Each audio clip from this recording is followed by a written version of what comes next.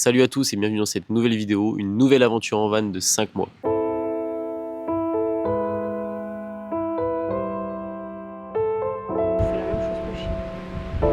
Dans cette vidéo, on va pas parler que voyage, mais plutôt de l'avenir de la chaîne, parce qu'actuellement ça fait déjà un mois qu'on est au Portugal et j'ai toujours pas sorti de vidéo. Et oui, ça fait déjà un mois qu'on est au Portugal, mais avant d'y arriver, on a traversé la France et l'Espagne assez rapidement. On a quand même bien profité de l'Espagne, de ses spots toujours aussi beaux les uns que les autres, et bien sûr de son essence pas chère.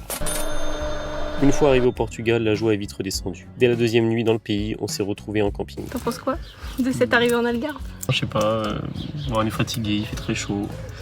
Très chaud. C'est vrai qu'on se plaint souvent dans les vidéos, mais là il fait vraiment très chaud. Et pour les animaux c'est dur, franchement. Et pour nous aussi c'est dur. Donc bon, pour l'instant, on verra. Par la suite, le Portugal.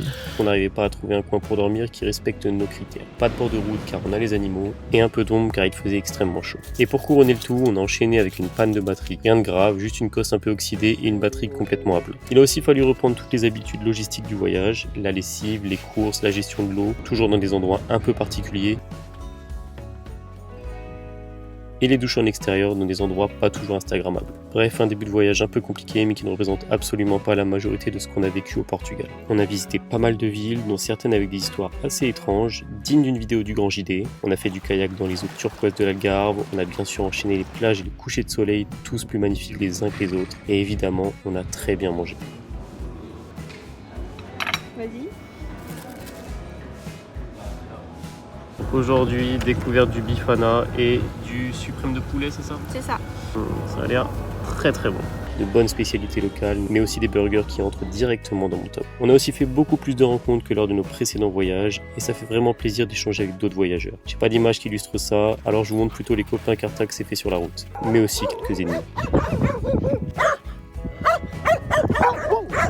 Au départ, mon plan était simple.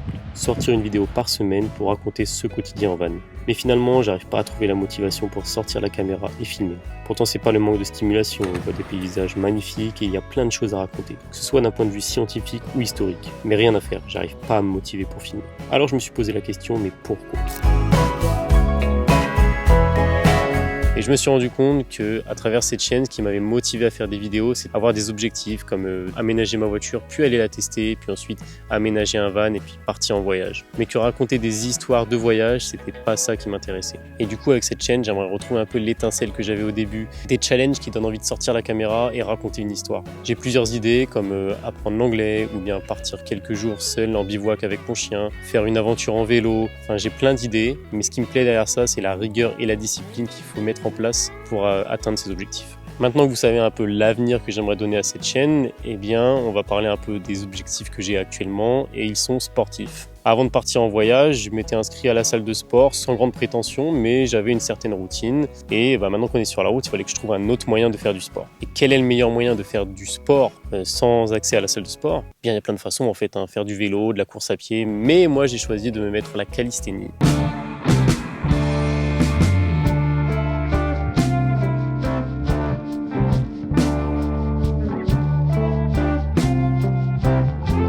Et je me suis fixé quelques objectifs. J'aimerais maîtriser le L-sit, le handstand et pourquoi pas le drapeau. Je me rends pas compte si c'est des objectifs un peu trop gros, on verra bien par la suite. Et puis c'est pas grave, de toute façon le but c'est d'avoir une discipline, une rigueur, comme je le disais, pour atteindre ses objectifs ou pas.